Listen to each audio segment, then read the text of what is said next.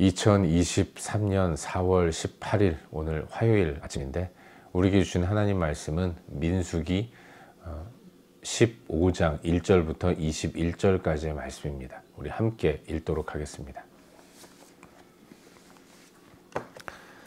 민수기 15장 1절부터 21절까지 말씀입니다. 함께 읽겠습니다.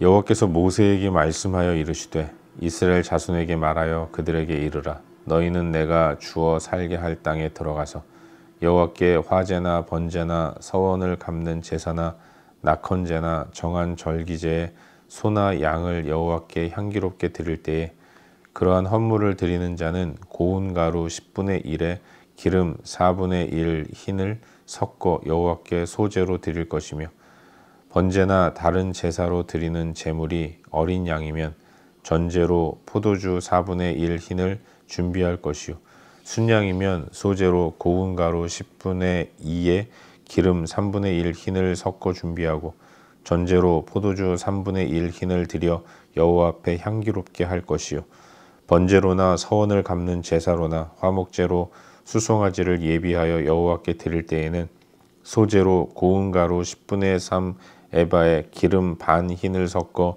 그 수송아지와 함께 드리고 전제로 포도주 반 흰을 드려 여호와 앞에 향기로운 화제를 삼을지니라. 수송아지나 순양이나 어린 순양이나 어린 염소에는 그 마리수마다 위와 같이 행하되 너희가 준비하는 수효를 따라 각기 수효에 맞게 하라. 누구든지 본토 소생이 여호와께 향기로운 화제를 드릴 때에는 이 법대로 할 것이요 너희 중에 거류하는 타국인이나 너희 중에 대대로 있는 자나 누구든지 여호와께 향기로운 화제를 드릴 때에는 너희가 하는 대로 그도 그리할 것이라. 회중 곧 너희에게나 거류하는 타국인에게나 같은 율례이니 너희의 대대로 영원한 율례라. 너희가 어떠한 대로 타국인도 여호와 앞에 그러하리라. 너희에게나 너희 중에 거류하는 타국인에게나 같은 법도 같은 규례이니라. 여호와께서 모세에게 말씀하여 이르시되 이스라엘 자손에게 말하여 이르라. 너희는 내가 인도하는 땅에 들어가거든 그 땅의 양식을 먹을 때에 여호와께 거제를 드리되 너희의 처음 익은 곡식 가루 떡을 거제로 타작마당에 거제같이 들어드리라. 너희의 처음 익은 곡식 가루 떡을 대대에 여호와께 거제로 드릴지니라. 너희가 그릇 범죄하여 여호와가 모세에게 말씀하신 이 모든 명령을 지키지 못하되 21절까지네요. 오늘 새로운 하루를 하나님께서 허락해 주셨는데 오늘도 은혜 가운데서 하나님의 인도를 따라 잘 살아가는 우리 모두가 될 수 있기를 바랍니다.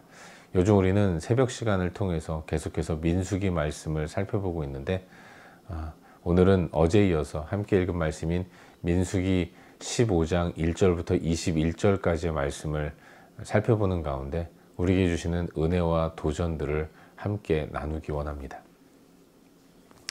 이스라엘 백성들은 바란 광야 가데스에서 민족 최대의 위기를 맞이합니다. 가나안에 들어가서 40일 동안 그 땅을 탐지하고 돌아온 12명의 정탐꾼들의 보고를 듣는 가운데 그 중에 10명이 비록 그 땅은 좋은 땅이지만 그 땅 구석구석마다 가나안 족속들이 살고 있어서 우리가 들어가 살 곳은 없다. 우리가 그들과 싸워 그 땅을 차지하기에는 우리가 너무 약하고 부족한 백성들이다. 이런 부정적인 보고를 듣고 모든 이스라엘 백성들은 울며 부르짖고 통곡하다가 이제 가나안까지 가는 길에서 완전히 돌아서서 애굽으로 돌이키려고 하는 결정을 내렸던 것이죠. 이것이 하나님 앞에서 큰 범죄가 되었던 것은 하나님의 능력을 신뢰하지 못했고 또 하나님의 백성으로서 하나님을 따르지 않는 이런 모습이었기 때문에 하나님은 저들 가운데 징계를 내리셔서 부정적인 보고를 한 10명의 정탐꾼은 그 자리에서 죽이시고 여호수아와 갈렙만 살아남게 된 것입니다. 그리고 20세 이상의 모든 사람들은 광야에서 죽고 가나안으로 들어가지 못할 것이다 라고 하나님이 정하시고 또 명령하신 것입니다. 이토록 무서운 징계를 받은 이스라엘 백성들인데 그런데 그 다음에 나오는 이 15장 말씀은 어제까지 묵상한 14장과는 사뭇 다른, 완전히 다른 그런 내용을 담고 있습니다.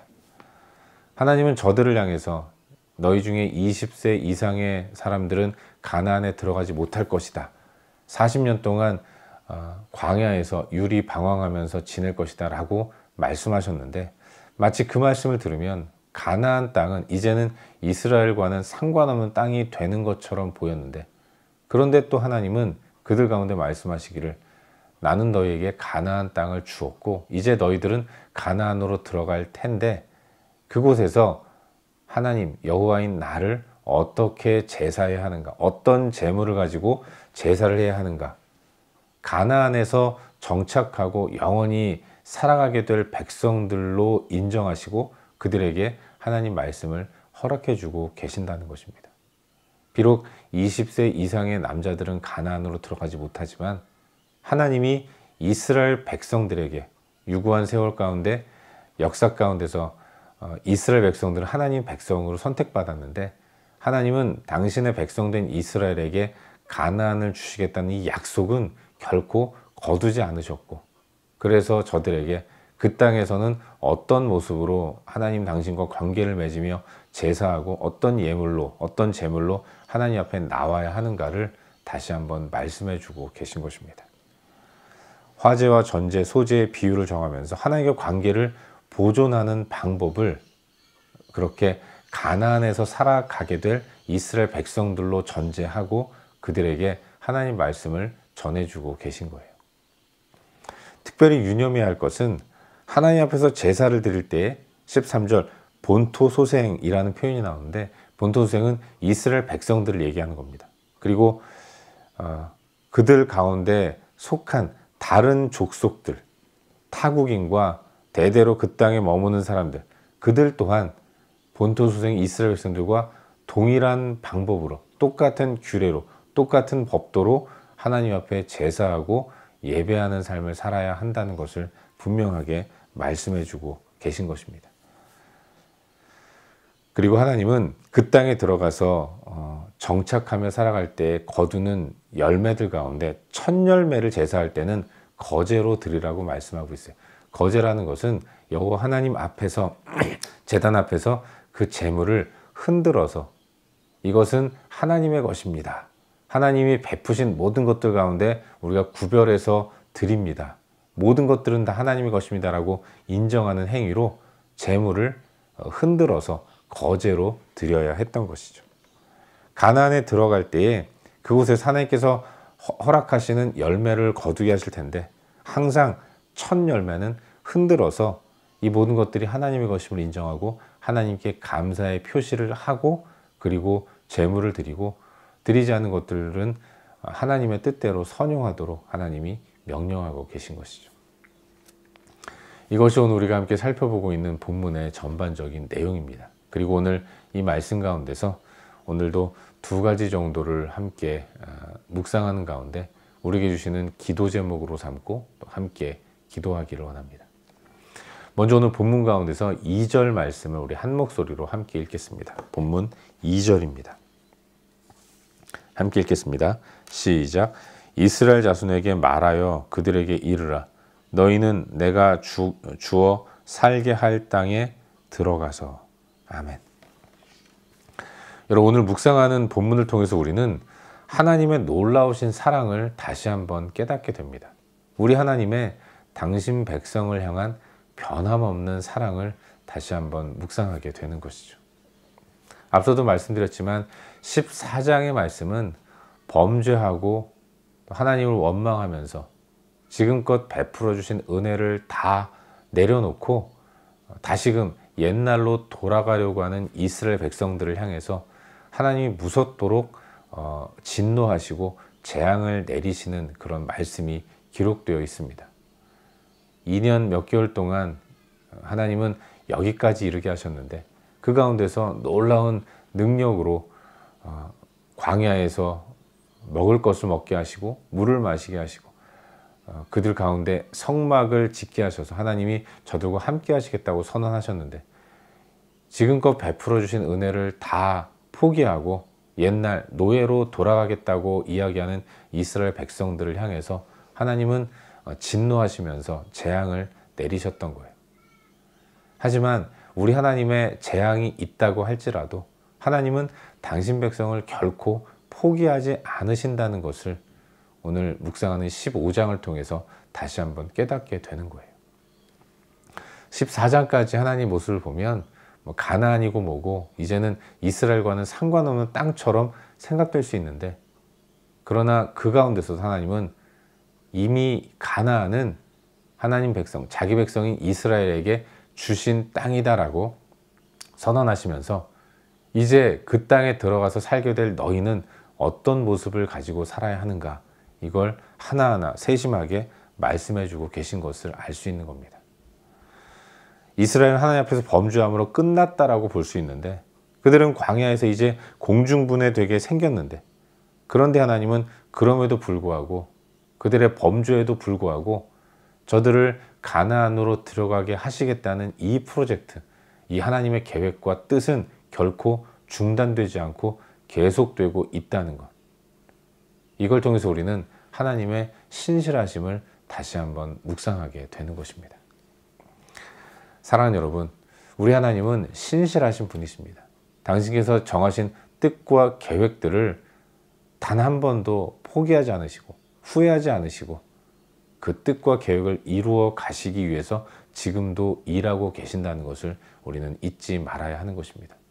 우리는 우리 눈에 비친 실망시키는 사람들을 바라보면서 포기하고 그에 대한 사랑과 애정을 거두지만 우리 하나님은 결코 그러신 분이 아니라는 것입니다.